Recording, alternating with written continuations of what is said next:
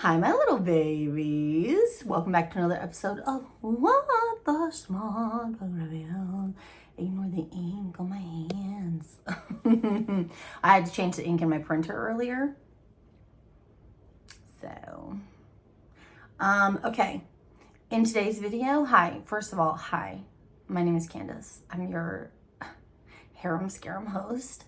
Thank you so much for joining me for another episode. I really appreciate it. In this episode, we will be returning to our Never After series by Emily McIntire, and we will be reviewing this book. This book is called Wretched. This is a loose retelling of The Wizard of Oz. When I say loose, I mean loose, okay? Like, aside from like some of the names and general, like, this one was bad and this one's right. And even that got changed up some. So, like, loose. Okay, about as loose as these lips. Okay. The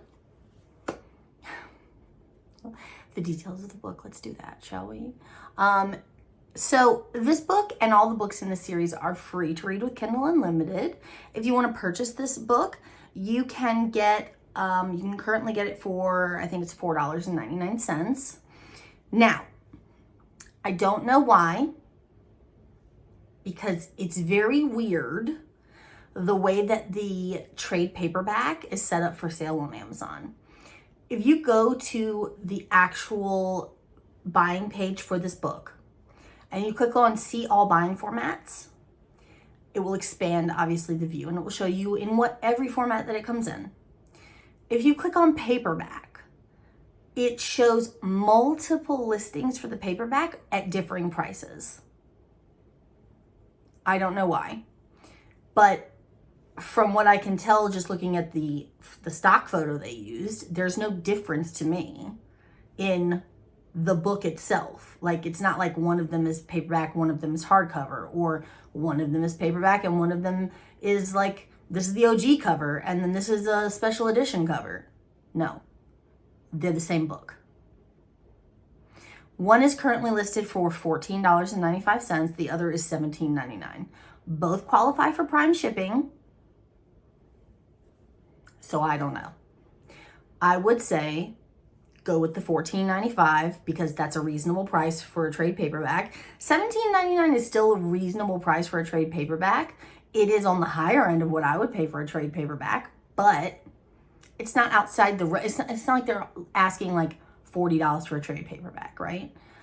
I feel like if I had seen that price, I would have automatically known, okay, that's a third party seller who's jacking the price up to screw me over. $14.95, $17.99? I don't know. Anyway, you do you, boo. If you want to pay $17.99, you thinking you're going to get more than a regular trade paperback, go ahead. You got it like that? Go ahead. For all you other folks, $14.95. $14.95. Okay. Now, this book is also available in audio. The narrators for this book are Vivian Bradford and Robert Hatchett. I want to say I've never heard either of them in an audiobook before. And if you know anything about me, you know I listen to a shit ton of audiobooks. It's literally mostly the only way I intake books these days is via audio. So for me to say, I don't think I've ever heard either of those names before, that should tell you something. I don't know.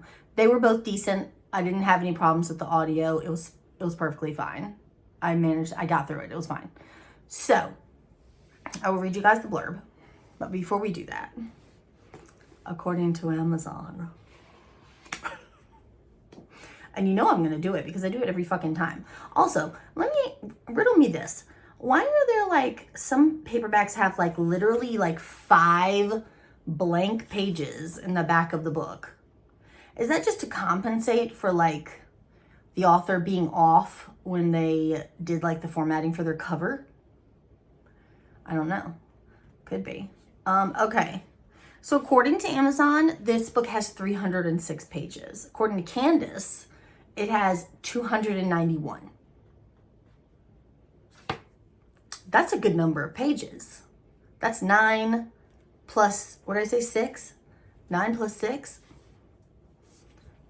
That's an epilogue, okay? You fucked me out of an epilogue. Thanks, Amazon. Anyway, now, I'll read you guys the blurb for the book, and then we'll read my notes and break it down a little bit, because it's been a hot minute since I read this book. So, do I remember anything about it aside from the generalization that the main female character is a complete psycho? No, I don't. So, let's hope that my notes refresh some shit, because as you all know, if you are familiar, if you're not new here, you're aware my brain is trash. You come into these videos knowing that I'm going to fuck up a good bit. So I appreciate you. I just want to say that. I appreciate you. Now, one thing I absolutely love about this series, even if I'm not crazy thrilled about every single book, one thing I love are the blurbs. I love the way that she rhymed them like a fairy tale, as if you're reading a nursery rhyme, except for obviously this one is full of madness and mayhem.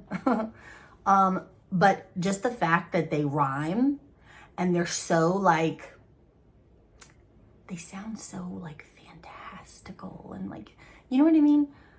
I love that. I love it. Okay. Once upon a time, there was a wicked girl. She lost everything that mattered, causing darkness to unfurl. Impulsive and intelligent, she helped her family name grow strong. But then one day a man without a heart came along. An undercover agent meant to spy and bring back tips, following down her hidden path of faded yellow bricks. She hated him, he wanted her. She was too good to be true. But a woman can be great and terrible too. I love it so much. I don't know why. Just the concept of that. If I, as a reader, because obviously I am a reader, as a reader, when I read a blurb like that, I'm immediately like, she's smart. She knows what the fuck she's doing. And also, side note, ay Dios mío. And also, side note, all of the covers for this series are visually stunning to look at. They are gorgeous on a shelf. So, just know that. Now, let's read my notes. I literally wrote down in my reading journal, which I'm going to shake my whole fucking table doing this, but in my reading journal, which is hardcover, by the way, worth every single fucking penny of the $14.99 I spent on this. I love it. I can carry it in my purse. The corners don't get bent up and all beat to shit. And then if it gets dirty or anything, I just literally can wipe it down with a wet cloth or something. So smart. Literally what I wrote, ignore this. This is from my last book review. Literally what I wrote here, there's a section of what I liked about it, what I disliked about it. I literally wrote what I liked about it, narrators. So obviously I did not take issue with the narrators. Now, look, check this out.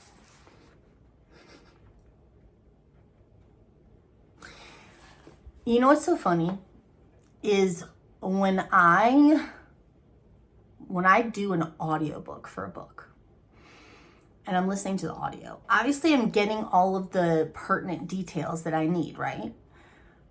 I'm getting the names, I'm getting the locations, I'm getting blah, blah. Half the time when I take my notes, I misspell the characters' names horribly. Or like the location of where it takes place, if it's like a fictional place or something they made up. If it's not cut and dry like English, like, because names are subjective, right? The way you pronounce them, the way you spell them. For example, Cain could be with a C, C-A-I-N, or it could be K-A-N-E. 9 times out of 10, I write it wrong. And then I see it later in the book and I go, oh, that's fucked up.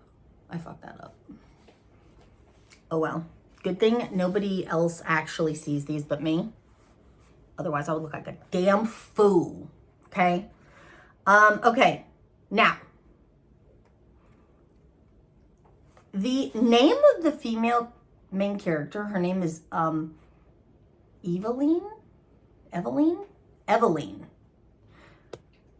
I don't know how to spell that. So I literally wrote it the way it sounded, which is Eva Line, Line. If that's incorrect, it's probably incorrect. Why couldn't I just reference the book I already owned? Don't ask questions. Don't come to me with logic, because none of it applies here. Logic has no place in my life. In this video. No, not in this room, sorry. All right, the 2 main characters for this book are Eveline and Nicholas. Nicholas goes by a different name through the majority of the book because he's undercover. So, they refer, what is it that I think I wrote down Nick in all my notes. I just wrote Nick. I don't even fucking know what his code name was. I don't remember. It's fine. It's whatever. Tea break. Okay. Now, the individual characteristics that I wrote down for these characters. For Eveline, I wrote sisters, Nessa and Dorothy. Nessa is deceased at the beginning of the book. Dorothy is a bitch. Did not like. 0 out of 10 would recommend. She believes that Dorothy is responsible for Nessa's death. She is a vegan. I wrote that, vegan. And then I wrote impulse control issues. When she gets irate or feels anxious, she counts backwards from 10 in her mind. Sometimes out loud. In like a little whispery thing that if you hear it, you should probably run, because she's about like a millisecond away from pulling out a gun and shooting you in the face. She's a loose cannon, okay? She refers to Nick, the main male character, as stalker. That's what she calls him through a good chunk of the book, which I actually really liked that. That was cute. Okay, for Nicholas, he's a DEA agent. Sister Rose is a recovering drug addict. Mother, who was a junkie. I originally wrote dead, ? But then as the story progressed, I just wrote in parentheses, disappeared. We don't know what happened to his mom. She's out there somewhere. That plot line was never resolved, I don't think. So, who knows? He refers to Evie as sweetheart. But he says it in like a male chauvinist condescending way that really got my juices flowing. The location for this the setting for this is a town called Kenlin, which is about 2 hours outside of Chicago. Both of them are into poetry. That's what I wrote for my notes in terms of the characteristics for the characters. Now, let's get down to my actual notes for the book, and we'll see how much of this I actually remember. Prologue. Family at eldest dinner's memorial. Dinners. Candace, for fuck's sake. Okay, let's try that again. Prologue. Family at eldest sister's memorial. Nessa dead. Father been in prison for years on drug charges. Fast forward 7 years later. Captain sends Nicholas undercover to infiltrate the Westerly family. Dad is pushing new version of heroin into the market. Wants him to get close to Dorothy, who is, I think Nessa was the oldest. can't remember if Dorothy was the middle child and Evie is the baby, or if it's vice versa. I don't think it matters. Evie on errand for father in Chicago and goes to bar with gay friend. I forget his name. What was his name? Where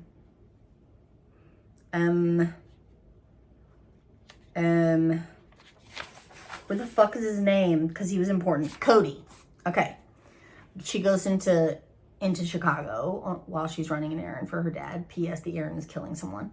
And she goes to a bar with her gay friend Cody. Okay.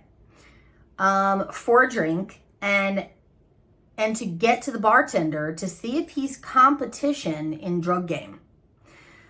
Meets Nick at bar. Has quickie with him in bathroom. Then murders bartender. Nick worried about older sister. Recovering addict. Now we're talking about his sister, Rose. What was her name? Rose? Yeah, Rose. Thinks she'll relapse while he's undercover. Nick and partner Seth pull into Evie's dad's... Nick and partner Seth pull in Evie's dad's associate, which, as the book progressed, it kind of became apparent that he was more of a family friend than he was just like a grunt employee for her father. But yeah, anyway, to turn informant. Brings Nick in as a gem expert since dad wants to get into running jewels. And this was another thing. He was brought in. No, okay.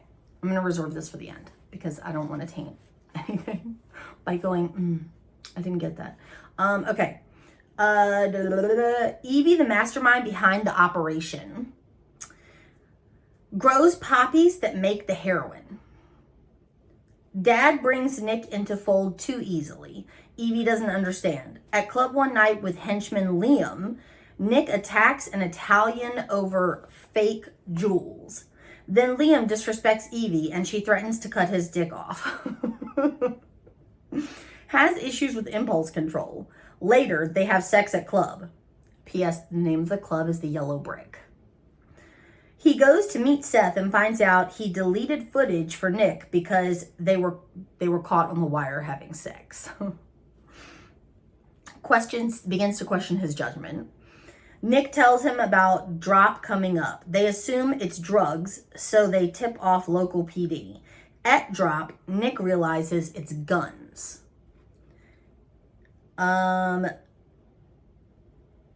What is it? So Evie's dad's name is like Farrell.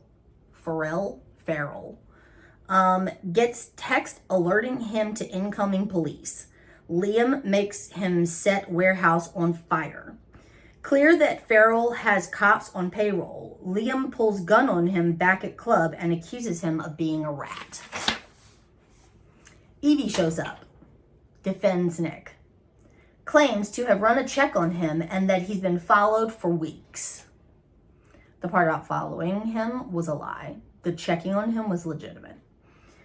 Farrell tells Liam to back off and round up everyone. Plans to scan for wires.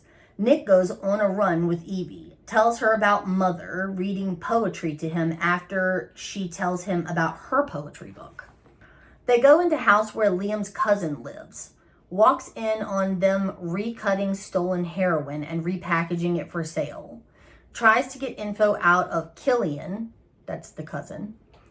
Kills the woman with him, because there was a woman at the dining room table. Realizes drugs are being cut with rat poison and baking soda. Tortures Killian for name. Liam gave the order to steal the drugs and to cut them and resell them. AKA Liam is skimming big time. Accidentally kills Killian. It was an accident that wasn't really an accident. Like, I'm going to put this gun in your mouth. I don't remember if that's the actual scenario. But let's just say for argument's sake, I'm going to put the barrel of this gun in your mouth and I'm going to cock it back. You can tell me everything I want to know. When you flinch, I'm going to accidentally blow your brains out. Whoops. It was an accident. She doesn't need an excuse to kill anyone. She's crazy. Okay? Okay. They go back to the house. She goes in and he stays in the car. As he's leaving, he sees her sneaking into the woods, follows her to a cottage, gets close to her. She follows Nick to Chicago and finds him outside Real Sister's apartment. They go back to hotel. He tells her about his mom. 6. That's literally what I wrote. 6. Okay.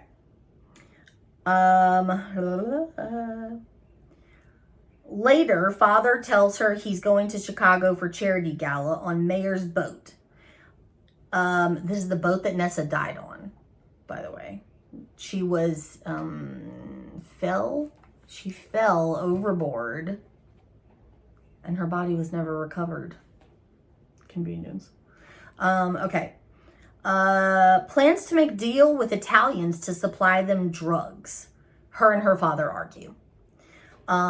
Later, she follows Nick to Chicago, blah, blah, blah, blah. Okay. The night of the gala, she isn't expected to go. Dad meets with head of Italians. They will work with him, but only if he tells who the supplier is. Obviously, it's Evie. Dorothy and Evie fight. Dorothy throws Nessa's shoes overboard, which are coincidentally shiny red pumps. Get it? There's no place like home. There's no place like home. Okay. Then admits to killing her. Father brings Dorothy to her greenhouse, says Dorothy will help her grow the poppies. She refuses. He hits her. She goes to Cody and asks him to lock them both out of security system for the greenhouse. Calls Nick to cottage. Wants to tell him everything, but not sure if he feels the same as she does. Gets call from Zeke. That's the family friend who turned informant in the beginning. Gets call from Zeke, has to leave. Runs into Dorothy, who tells him about Evie being the supplier. He's going to meet Seth. Evie follows him, bursts in with gun, realizes he's a cop. His cover's blown. He's taken off case. Evie calls Dorothy to greenhouse, drugs her, which I was fine with because Dorothy was a cunt. Sorry, a cunt. Calls the dad, makes him watch while she melts Dorothy in a vat full of acid. Dad tries to strangle her. Zeke shoots him. Cody shows up at greenhouse in a suit instead of his normal, I live in my mom's basement because I'm like a hacker attire, right? Comes out as FBI, cuffs her. Nick shows up, shoots Cody, uncuffs her, professes love for her, and tells her to run.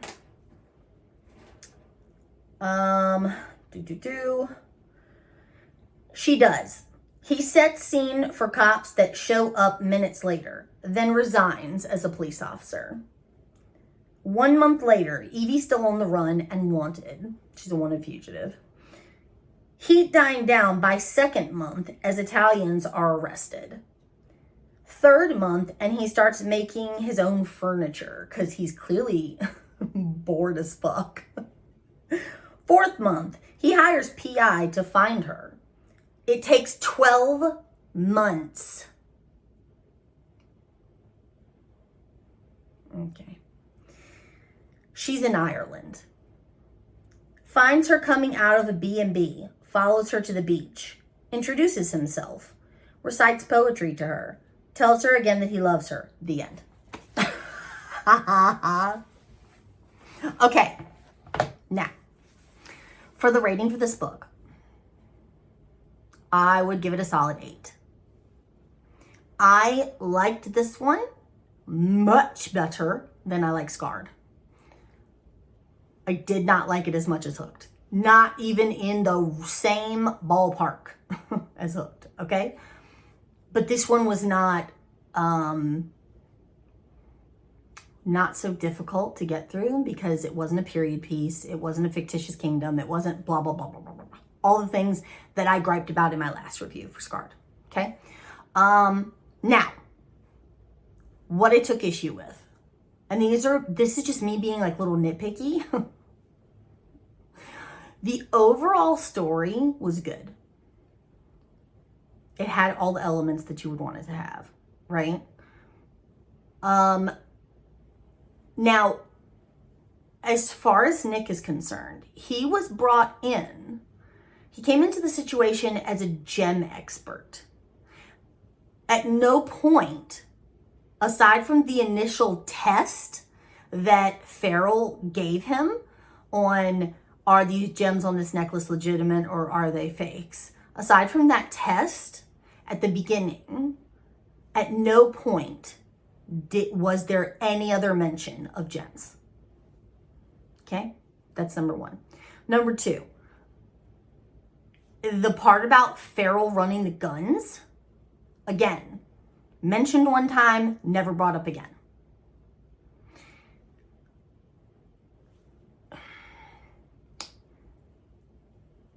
Number three, and probably the biggest gripe I had, why did you wait a year to go after her?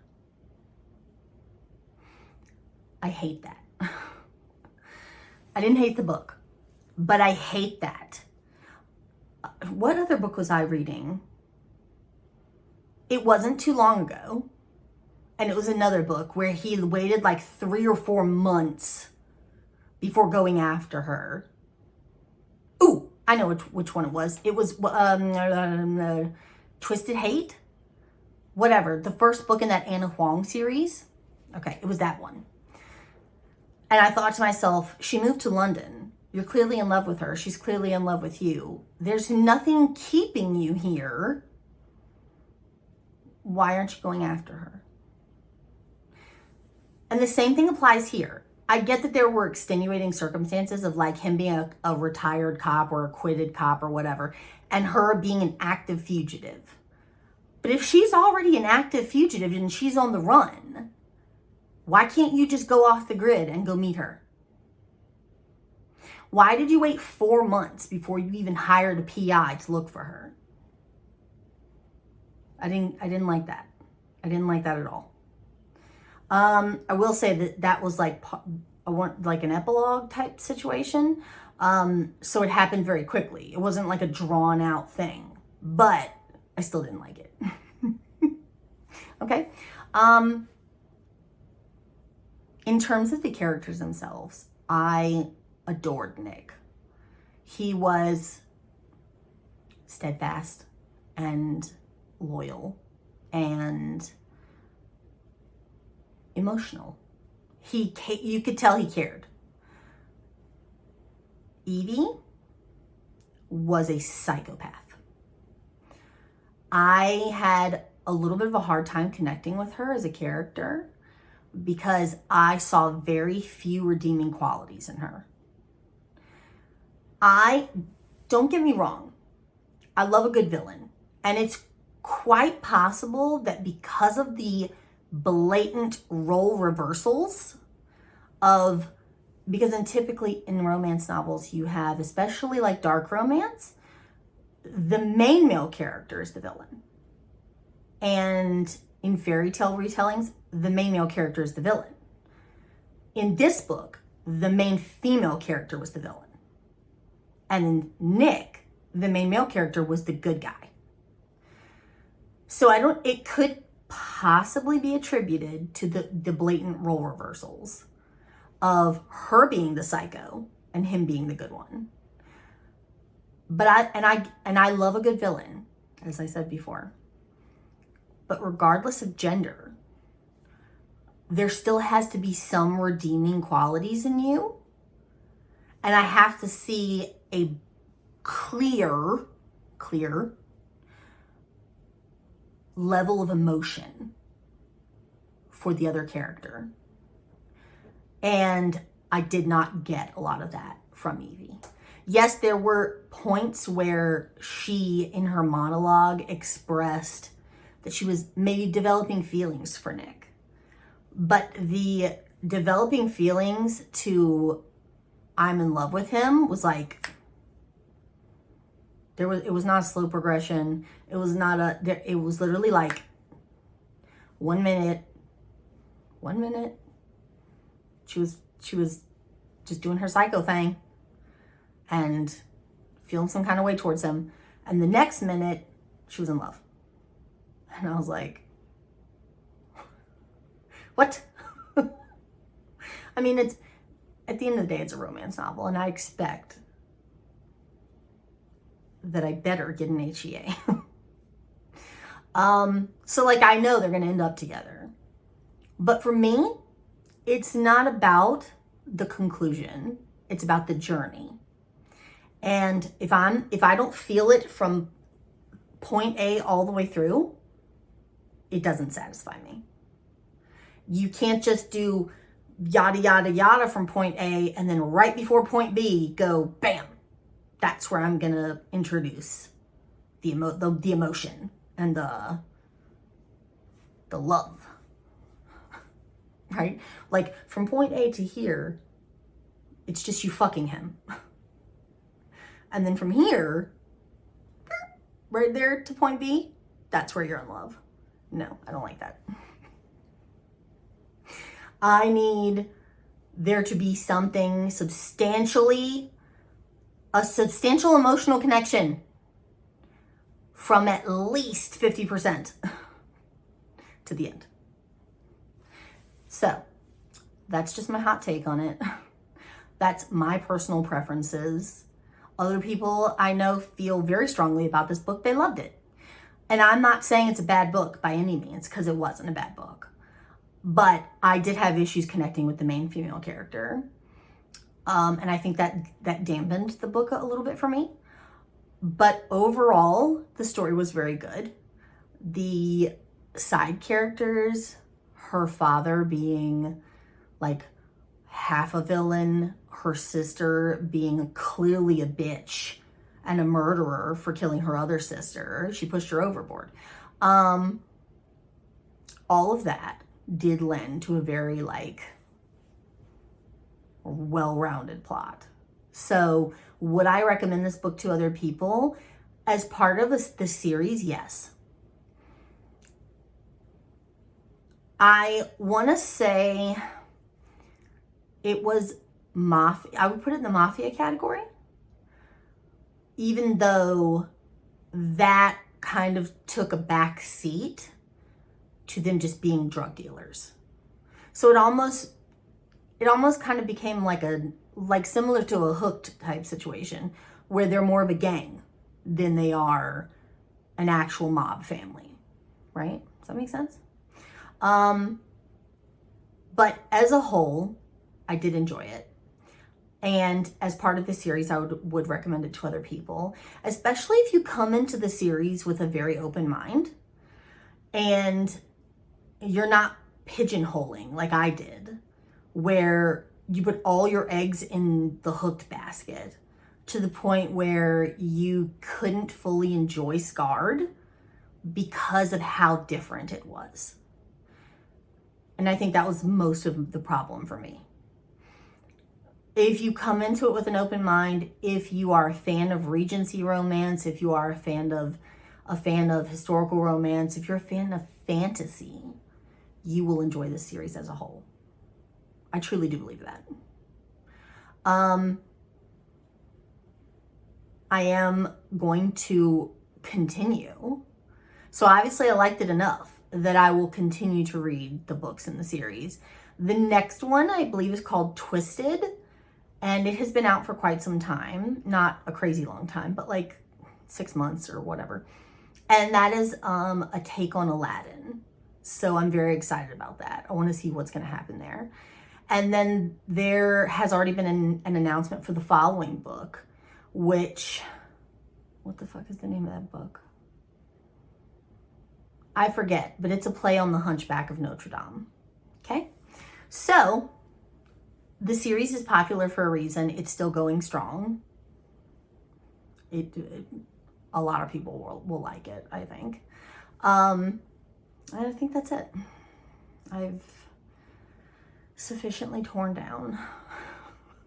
I've sufficiently drug this book without really dragging the book, because I did like it. I did enjoy it. as I said before, it was just more me nitpicking than anything else, which I tend to do sometimes. So it's fine. If you read it, I'm sure you will enjoy it. Now, ow, I keep biting the inside of my cheek. Okay, now, if you enjoyed this video, if you like me and you like my channel, please consider subscribing. I would really appreciate it. If you would like, you can follow me on social media. I am super active on Instagram. I will link them all in the description box below and put a little banner here on the screen for you guys to see.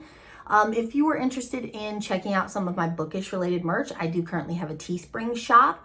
Eventually, I think I will transition to either my own website or an Etsy shop. So I will be moving from Teespring to my own thing that's fulfilled through Printful, which is better quality, faster shipping times by a mile, and much lower cost for the products. So I will make an announcement on probably Instagram when I get that.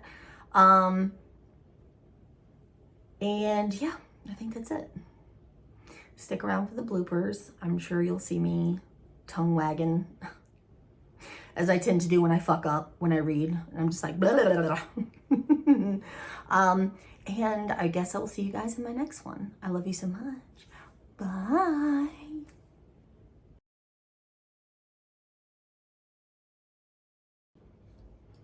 Oh, hello. Hello. Hello, my loves. How are you? How are you doing? Look at me. Look at my IDGAF ponytail. Because I DGAF. Okay. Let's get into it because I'm going to want to say it's been like at least like 3 weeks since I filmed. And not that I've forgotten how to do it, but I'm out of practice. And it's not because I didn't, well, no, that's a lie. It is because I didn't want to film. But it's also because I didn't have any content to film because I haven't been reading very much. So we're gonna do the best we can. Anyway, let's get into it, okay? Here we go. In today's video, we will be returning to our Never After series by Emily McIntire, and we will be reviewing this book. Following Candace, don't you fucking start. He hated...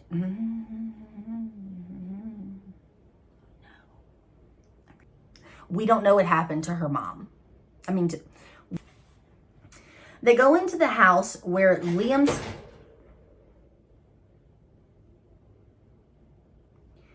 They go, where was I? They go into a house where Liam's cousin lives, walks in on them recruiting, Jesus Christ. Never gonna give you up. All right. Okay. Announcement time. If you're here and you've stuck around long enough to watch these bloopers, you may or may not follow me on Instagram. If you don't, you would not have seen. I made a post on Instagram about a week ago where I announced that I am currently in the process of writing my own romance novel. And in the event that you did not see that announcement, here it is. Surprise! I want to say, around halfway done with the writing of the book. It's been plotted, the cover is done, the blurb is done. Some graphics have to be made, but aside from that, I can tell you that it will be a step-sibling taboo romance. One of the tropes is he falls first, and come closer. A little tidbit that I haven't told anyone. Well, not anyone, but that I haven't announced is the main male character is gonna be a virgin.